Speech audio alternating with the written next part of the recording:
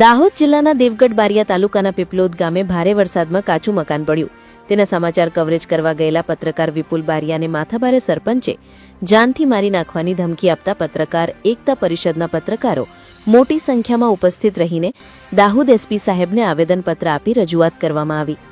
આવા માથાભારે સરપંચ વિરુદ્ધ સખતમાં સખત કાર્યવાહીની માંગ સાથે પત્રકાર એકતા પરિષદ મોટી સંખ્યામાં દાહોદ એસપી કચેરી ઉપસ્થિત રહ્યા હતા.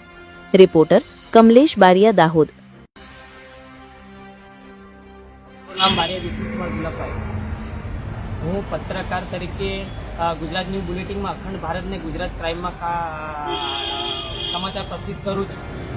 અહીંયા એક બનાવ બનેલો. અહીંયા પીપલોદ ગ્રામ પંચાયતમાં એક ગરીબ આવાસનો મેં એક સમાચાર બનાવ્યા હતા અને પ્રસિદ્ધ કર્યા મેં. એ પ્રસિદ્ધ કરતાની હાથે મેં જે 1/25 એને અપલોડ કર્યા. આવ્યા પછી મને ગ્રામ પંચાયત પર સુરેશભાઈ દરજીનો મારા પર ફોન આવ્યો કે તું પીપલોદ ગ્રામ પંચાયત ઉપર આવ. એટલે હું ગ્રામ પંચાયત પર ગયો અને ખુરશી પર બેઠો એટલે બાબુ ફુલા સરપંચે એમ મને પૂછ્યું તે કોને પૂછીને સમાચાર આ બનાવ્યા. એટલે મેં એમ કીધું કે મેં કીધું આ તલાટી સાહેબને મેં પૂછ્યું છે. તો તલાટી સાહેબને મેં 4 વખત પૂછ્યું કે તલાટી સાહેબને પૂછ્યું તો મને પૂછ્યું, સરપંચને તે પૂછ્યું. એટલે ઉશ્કેરાઈ ગયા. ઉશ્કેરીને મારું કોલર પકડી લીધું. કોલર પકડી અને મને દિવાલે ચોંટાડીને મને ગળદા પાટનો અહીંયા ગાલ ઉપર મારવામાં આવ્યો. એટલે પેલા સુરેશ દરજી ઊભા થતા હતા એટલે હું ત્યાંથી ભાગી છૂટ્યો. એટલે હું ડાયરેક્ટ અરજી આપી અહીંયા પીપલોદ પોલીસ સ્ટેશન પર ગયો. ત્યાંથી પછી મેં અહીંયા ડાયરેક્ટ અરજી આપી. એટલે મને કીધું કે તું સાંજે આવ. તો પછી મેં ડાયરેક્ટ ડોક્ટરી રેબારી પીએચસી ખાતે હું ગયો દવાખાનામાં. ત્યાં મેં સારવાર કરાવી. પછી સાંજે કે તું સવારમાં 10 વાગે આવી જજે. સર 10 વાગે હું ગયો પોલીસ સ્ટેશનમાં. તો મારું નિવેદન લીધું કે મને મારું નિવેદન આપી દીધું. મેં મારી સહી કરાવી લીધી કે તારી પાકી ફરિયાદ થઈ જશે.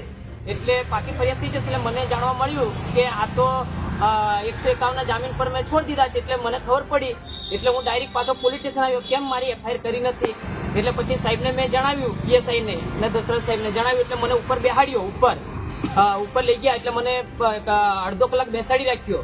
પછી કે આ તો ગુનો થાય ની નામ છે ને તેમ છે. પછી હું નીચે આવ્યો પછી મને કે તારો એફઆઈઆર થઈ જાય છે. એટલે મને કે તારી એફઆઈઆર થઈ જશે. એટલે મને સહી કરાવી અને મને એનસી દાખલ કરી. એટલે મને ખબર પડી આ તો એનસી દાખલ કરી છે, પાકી એફઆઈઆર તો કરી નથી. એટલે ડાયરેક્ટ પછી મને ખબર પડી હજુ ઓનલાઈન થયું નથી. એટલે ડાયરેક્ટ અમે આવે ને આજે એસપી ઓફિસ આવ્યા છે આવેદનપત્ર આપવા માટે. અને સાહેબશ્રીએ અમને જણાવ્યું છે કે તમારું કામ થશે અને જે કલમ ઉમેરવાની એ ઉમેરાશે. અને જે એટ્રોસિટીની ખોટી મારા પર એફઆઈઆર કરવા કહે છે એનું બી આશ્વાસન આપ્યું છે કંઈ આવું થાય નહીં, કોઈ તપાસ થશે તો જ થશે, આવું કંઈ થાય નહીં મને આશ્વાસન એસપી સાહેબે આપ્યું છે.